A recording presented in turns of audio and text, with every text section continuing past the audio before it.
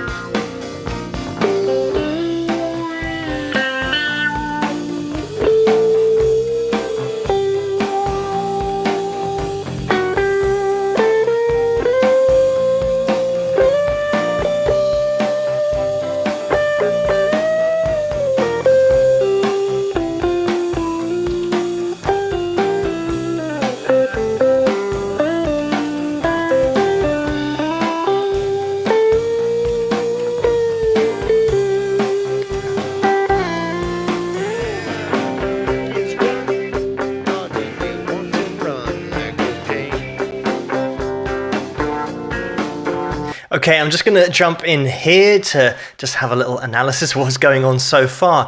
JJ's got this vocal sound that's really low in the mix, or at least it sounds like it's low in the mix. But that was the way that he always mixed his vocals. He's one of those guys that just did everything himself. He was in the Navy at some point early, obviously, in his life. And from there, he went into the Navy rather than the Army so that he could work on, or at least get a little bit introduced to electronics and getting used to fixing equipment and all that kind of stuff, which obviously was then a massive advantage when he then went into playing the guitar.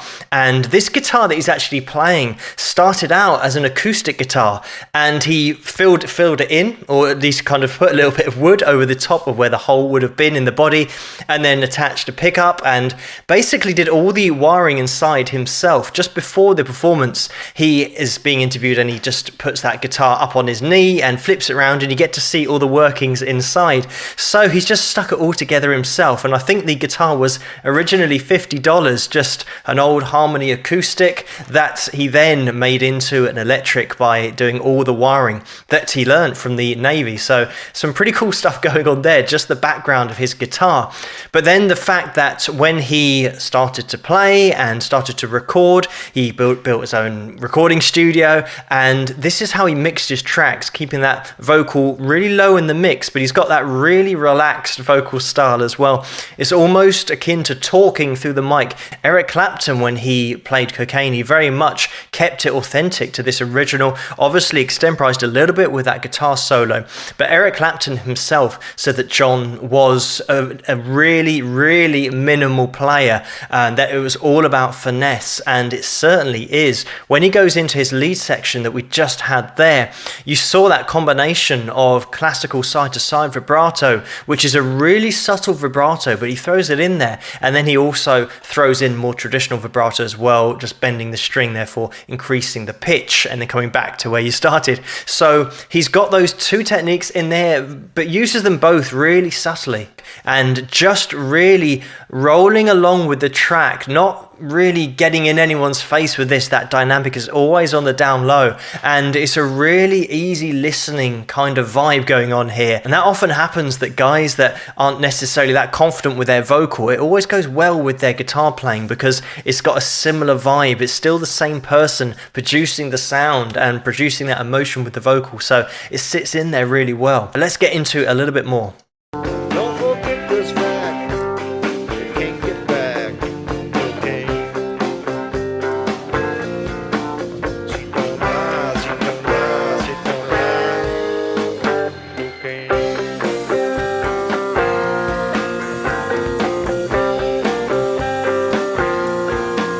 She don't lie, she don't lie, she don't lie, okay?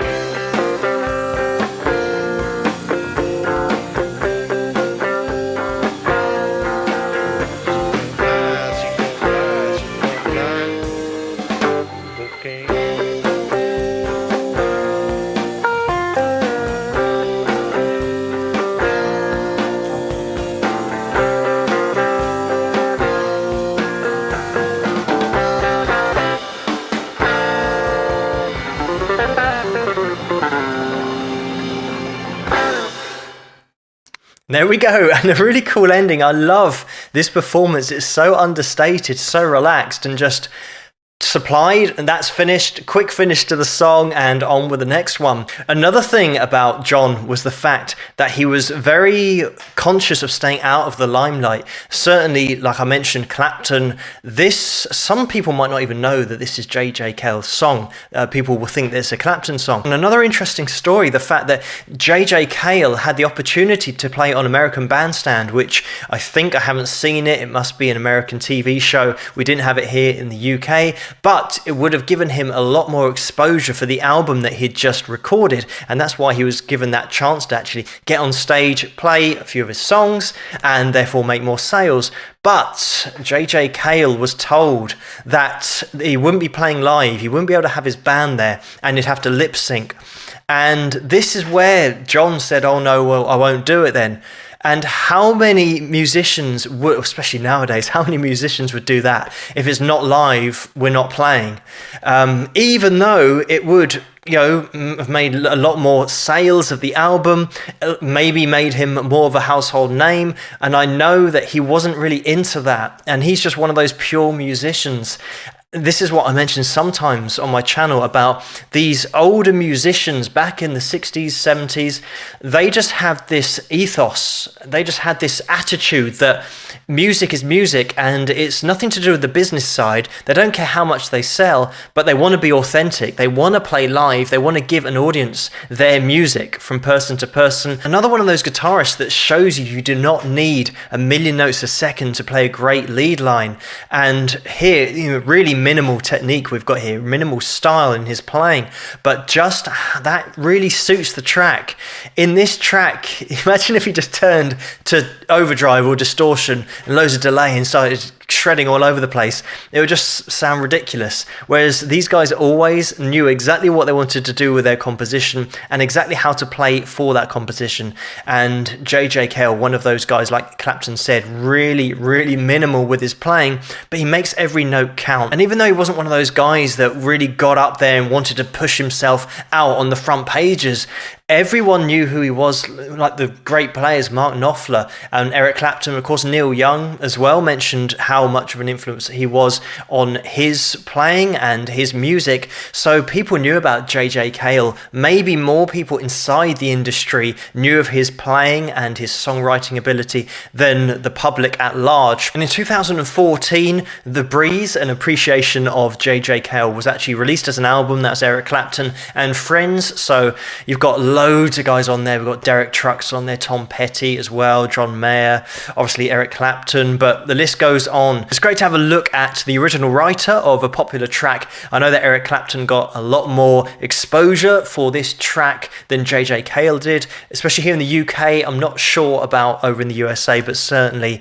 Eric being from here in the first place is probably why a lot of people, if you say cocaine, will say Eric Clapton. That's where they know the track from. So it's good to see JJ Cale here, the original writer, performing it, and this is how he laid it down live. But thank you so much for suggesting this video for me to take a look at. Keep those suggestions coming in the comments below and let me know what you guys think. If you like this video, please give it a thumbs up and subscribe, and I'll see you guys at the next one. Rock!